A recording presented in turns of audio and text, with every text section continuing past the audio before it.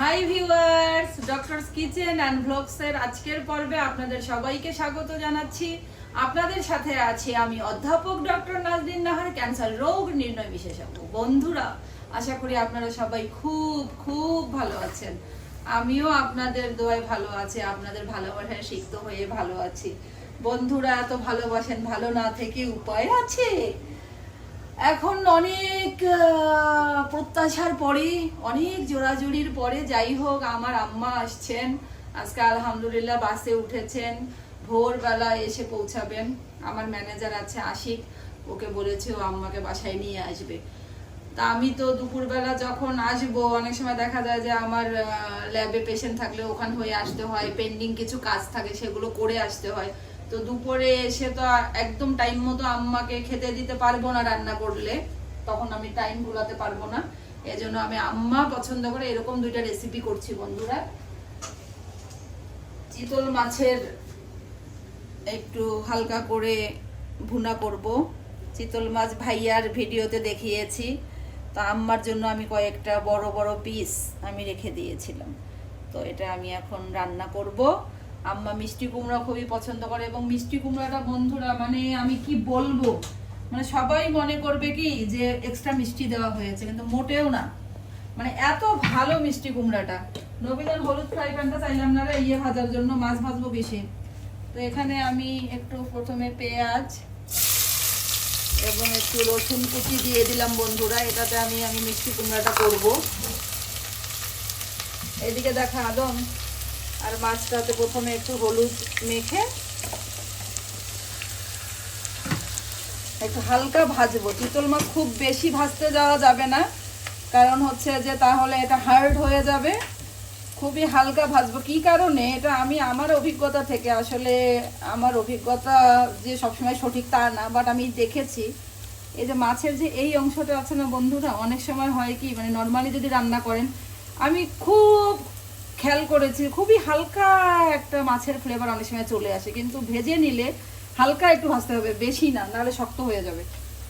তো এটা আমি ভাজবো, এটা একটু মাখা থাক। ওদিকে আমি আগে মিষ্টি কুমড়াটা বসাই দেই, আর এদিকে চুলাটা গরম হোক, হাতটা ধুই।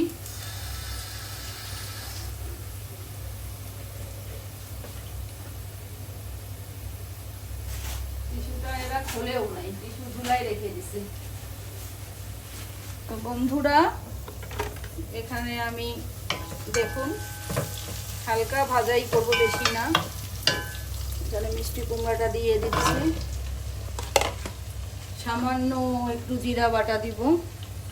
এখানে আর কিছুই এখন আমি দিব না, সামান্য একটু হলুদ। একদম কাছে থেকে এসে সুন্দর করে দেখাবি, সবসময় যে সুন্দর দেখায় জিনিসগুলো। এখন তো রান্না দেখাচ্ছিস, আমার চেহারা তো আর এখন দেখাবি না, কাছে এসে সুন্দর করে রান্নাটা শুধু দেখা। একটু লবণ দিলাম বন্ধুরা। এখানে আমি কোনো ঝাল মরিচ দিব না।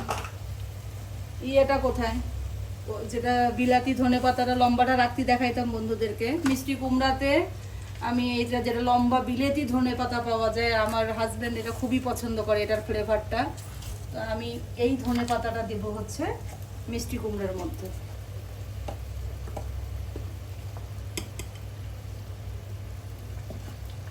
অনেকে মিষ্টি কুমড়ার মধ্যে হালকা একটু চিনি দেন, কোনো দোষ দেব না, ভালোই লাগে খেতে। বাট এই মিষ্টি কুমড়াটা না আসলে অনেক মিষ্টি, আর আমি কখনো দেই না। আম্মা আবার একটু মিষ্টি পছন্দ করে।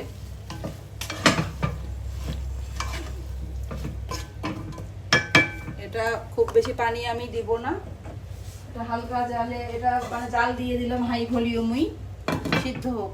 আর এখানে আমি বন্ধুরা তেল দিচ্ছি। আর আগেই বলেছি বন্ধুরা যে এই টাইপের মাছগুলো একটু ফোটে বেশি, তো এখানে যদি একটু তেল আপনি দিয়ে মাখিয়ে নিয়ে ভাজেন তাহলে আর ফুটবে না বন্ধুরা। ইন্ডাকশন বের করলাম, কি আর করা, গ্যাসের চাপ কমই পাচ্ছি। তো এখানে আমি মাছের জন্য পেঁয়াজটা একটু চ্যাপটা করাই নিয়েছি, কারণ মাছের পিসগুলো আপনারা দেখেছেন চ্যাপটা, একটার উপরে যাতে আরেকটা না পড়ে। অনেকে বলেন যে তেল বেশি হয়ে যাচ্ছে, আসলে রান্নার সময় তো একটা সৌন্দর্য বর্ধনের জন্য একটু তেল দেওয়াই লাগে বন্ধুরা। খাবার সময় আবার একটু অ্যাভয়েড করা যায়, আবার অনেক সময় দেখা যাচ্ছে যে আমি রান্না করছি, তেলটা এক্সট্রা থেকে গেল, তখন দেখা যায় দিয়ে দিলাম মাছ ভাজার তেলটা মাছের মধ্যে। কালারটা দেখুন বন্ধুরা, মাশাআল্লাহ কি সুন্দর।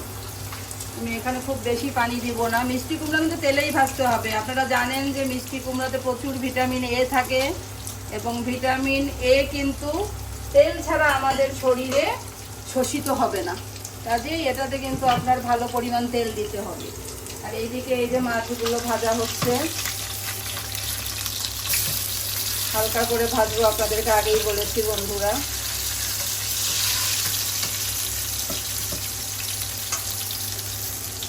এখানে রবিজান আবার হেল্প করতেছে সাইড থেকে, সে কোনো শব্দ করে না, আমার বড় বোনের মতন। তো এটা একটু হালকা ভাজা হোক বন্ধুরা। এখানে আমার মাছের পেঁয়াজটা ভাজা হালকা করে ভেজে নিলাম। এখানে আমি দিলাম হচ্ছে পানি, আগে পানি দিলাম, মশলাটা অ্যাড করার আগে সবসময় আমি পানি দিই। জিরা বাটা,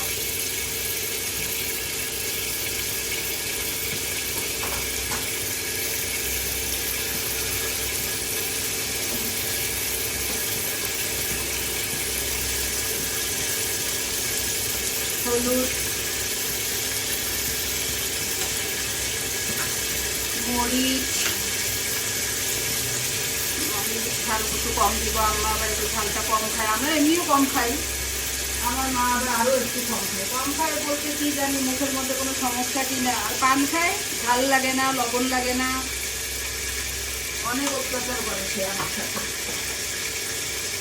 এটা দিলাম, সামান্য এখানে কষিয়ে নিতে থাকি। টমেটোটা একেবারে ম্যাশ হয়ে যায়, যেন আমি কয়েকটা টমেটো আগেই দিয়ে দিই।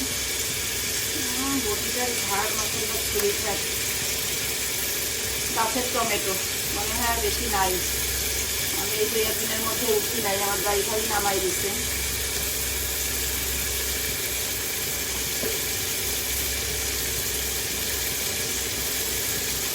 অনেক বন্ধু আমাকে অনেক রান্নারই আসলে রিকোয়েস্ট এর মধ্যে করেছেন, আমি সবগুলাই ধীরে ধীরে এর মধ্যে দেখাবো। আর রোজার আগেই আমি রোজার কিছু রেসিপি দেখাবো, যাতে করে রোজার শুরু থেকেই আপনারা করতে পারেন। তার মধ্যে জালি কাবাব রিকোয়েস্ট করেছে তাহমিনা আপা, মাইনক্রাফট রিকোয়েস্ট করেছে আমাকে সন্দেশ, আর এক আপা রিকোয়েস্ট করলো কাটা ছাড়া যেন কিছু মাছের রেসিপি দেই। সবই ইনশাল্লাহ দেবো, একটু জোগাড় যন্ত্রটা করে নেই বন্ধুরা। সব রেসিপি ইনশাল্লাহ আপনাদেরকে আমি দেখাবো। আর রোজার আগে তো অবশ্যই রোজায় স্পেশাল জিনিসগুলো আমি আগেই দেখানোর চেষ্টা করব, যাতে করে আপনারা রোজা মাসে সুন্দর করে করতে পারেন। সামান্য একটু ধনে গুঁড়া দিয়ে দিই, অপশনাল ধনে গুঁড়া।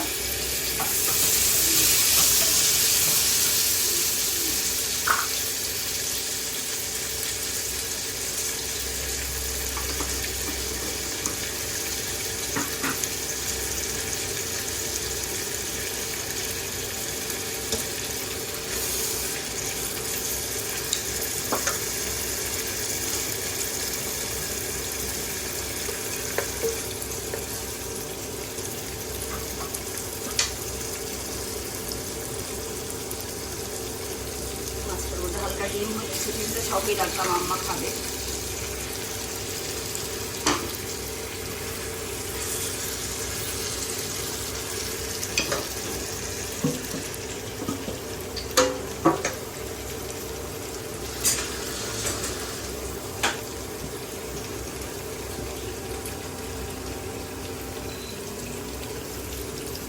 এটা কষানোর কিছু নাই, আমি একেবারে ঝোল দিয়ে ঢাকনা দিয়ে দিই, সিদ্ধ হোক, আস্তে আস্তে ঝোলটা গাঢ় হয়ে আসবে, উল্টায় পাল্টাই দিব।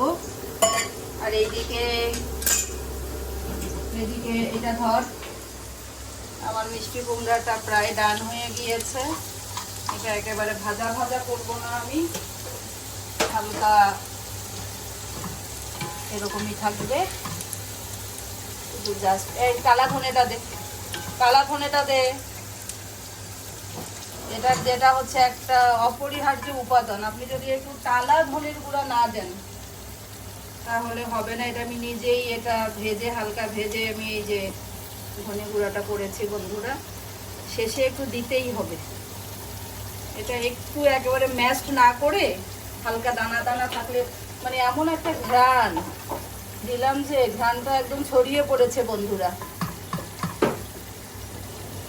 তো এটা আমি একেবারে বন্ধ করে দিচ্ছি। ডাল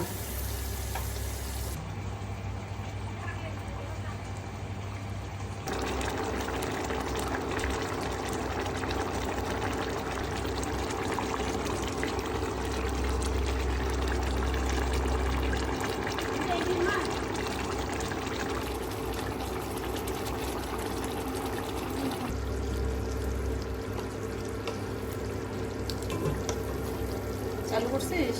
আচ্ছা বন্ধুরা, আমার মাছটা এখানে ডান হয়ে গিয়েছে। এখানে আমি ধনে পাতা দিয়ে দিচ্ছি।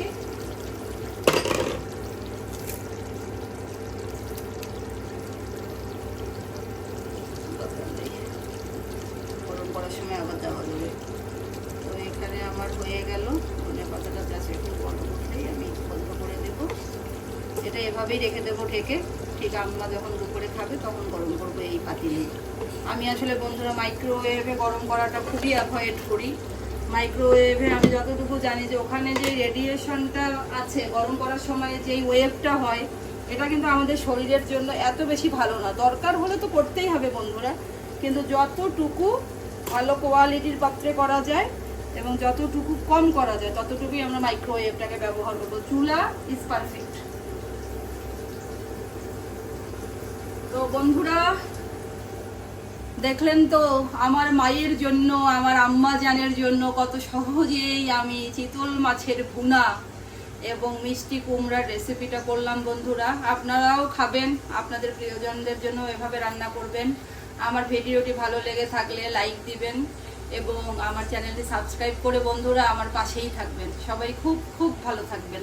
আল্লাহ হাফেজ।